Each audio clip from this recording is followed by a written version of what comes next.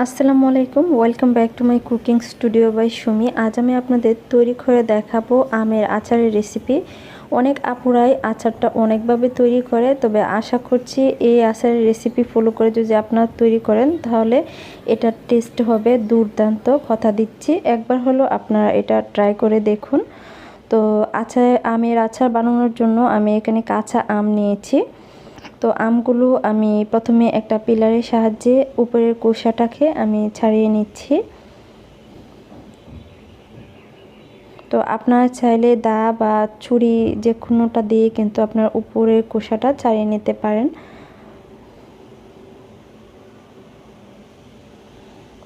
আমি এখানে আম নিয়েছি 1 কেজির মতো। আপনারা চাইলে পরিমাণে কিন্তু কম বেশি বাড়িয়ে কমিয়ে নিতে পারবেন। তো আমের কোষা আমার এখানে ছাড়ানো হয়ে গেছে। এখন আমি এই আমের মাঝখান দিয়ে আমি এটাকে এভাবে 4 টুকরো করে নিয়েছি। মাঝখান দিয়ে এভাবে মোটো মোটো আমি টুকরো করে নিয়েছি। এখন আমি একটা কাঁটা চামচের সাহায্যে আমি উপর দিয়ে এভাবে একটু কেচিয়ে নিচ্ছি। এতে কি হবে, যখন আমরা আচারটা তৈরি করব মশলাগুলো কিন্তু আপনার ভিতরে ঢুকবে আর খেতেও কিন্তু ভীষণ ভালো লাগবে। তো আপনাদের হাতের কাছে এটা ঝামেলার মনে হলে আপনারা কিন্তু সরাসরিও এই আচারটা তৈরি করতে পারবেন। তো এভাবে আমি সবগুলো কিন্তু আমি কমপ্লিট করে নিয়েছি, আপনারা দেখতে পাচ্ছেন।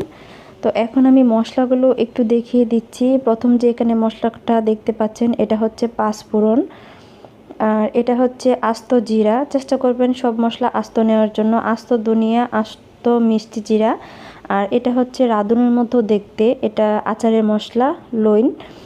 তো আপনাদের হাতের কাছে যদি সবগুলো মশলা না থাকে তাহলে শুধু 5 ফোড়ন দিয়েও কিন্তু আচারটা তৈরি করা যাবে।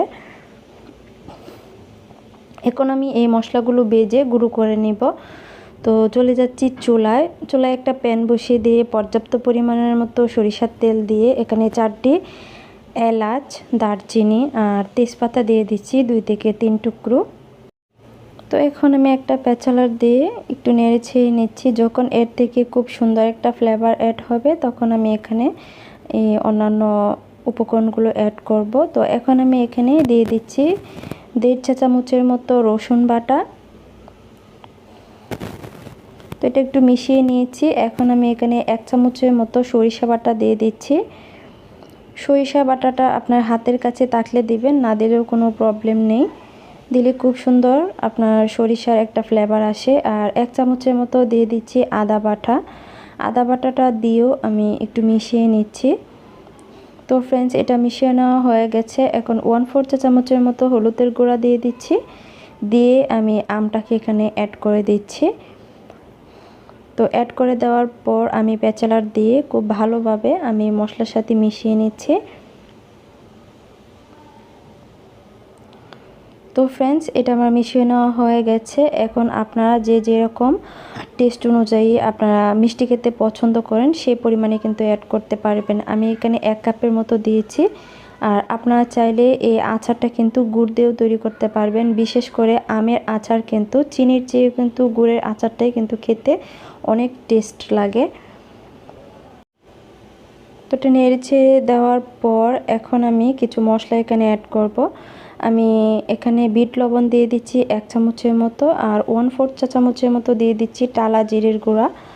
দিয়ে দিচ্ছি 1 চামচের মতো চিলি ফ্লেক্স। এটা আমি ভেজে শুকনো মরিচ তারপর গুঁড়ো করে নিয়েছি। আর ওই যে মশলাটা আমি আপনাদের দেখিয়েছিলাম সেই মশলাটা আমি অর্ধেক আস্ত আর অর্ধেক একদম গুঁড়ো করা এই অবস্থাতে কিন্তু আমি এটা ব্লেন্ড করেছি। এখন সবগুলো মশলা এখানে আমার উপকরণগুলো দেওয়া হয়ে গেলে আমি আবারও কিছুক্ষণ মিশিয়ে নিচ্ছি। চেষ্টা করবেন আমরা সাধারণ যে লবণটা খাই ওই লবণটার চেয়ে বিট লবণটা দিলে আচারের টেস্টটা খুব ভালো আসে। তো এইভাবে আপনারা দেখতে পাচ্ছেন পানিটা অনেকটা শুকিয়ে গেছে আর আমটাও কিন্তু অনেকটা সিদ্ধ হয়ে এসেছে। তো এইভাবে চুলার জালটা আমি মিডিয়াম টু হাই হিটে রেখে আচারটাকে আমি রান্না করে নিচ্ছি। আর বিশেষ করে এই আচারে কিন্তু আমি কোনো সিরকা ব্যবহার করব না। আর আমার আচার কিন্তু সিরকা ছাড়াই খুব ভালো থাকে। রেসিপি ফলো করে আপনারা তৈরি করুন, আশা করছি আপনারাও ভালো ফল পাবেন। তো আপনারা দেখতেই পাচ্ছেন আচারটা কিন্তু আমার এটা হয়ে গেছে আর তেলটা উপরে চলে এসেছে। এখন ঠান্ডা করে আপনাদের পরিবেশন করে আমি দেখিয়ে দিচ্ছি। সারা বছর জুড়ে কিন্তু আপনারা এটা সংরক্ষণ করে রুমে রাখতে পারবেন, নষ্ট হবে না। তো রেসিপি ভালো লাগলে অবশ্যই আমার চ্যানেলটি সাবস্ক্রাইব করবেন। সবাই ভালো থাকবেন, সুস্থ থাকবেন, আমার জন্য দোয়া করবেন। আল্লাহ হাফেজ।